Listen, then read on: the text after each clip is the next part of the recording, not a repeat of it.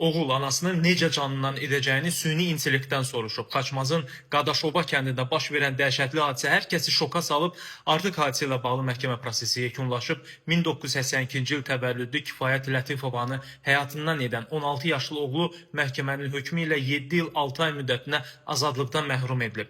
İstintaq zamanı məlum olub ki, gənc oğlan hadisəni törətməzdən əvvəl telefonunda süni intellekt ilə yazışıb, mesajlarda o anasını necə həyatından edə biləcəyini, hansı üsullardan istifadə etməli olduğunu, həmçinin hadisədən sonra az cəza almaq üçün istintaqa necə ifadə verməli olduğunu soruşub.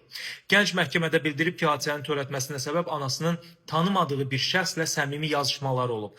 Bu yazışmaları gördükdən sonra o bu dəhşətli hadisəni addım atmağa qərarı verib. Maraqlısı budur ki, məhkəmədə yazışdığı iddia olunan şəxs ifadə verib və bildirib ki, qadını tanımayıb. Onun sözlərinə görə sadəcə mesaj bölməsində olan ürək smaylını bir dəfə göndərib və başqa heç bir əlaqələri olmayıb.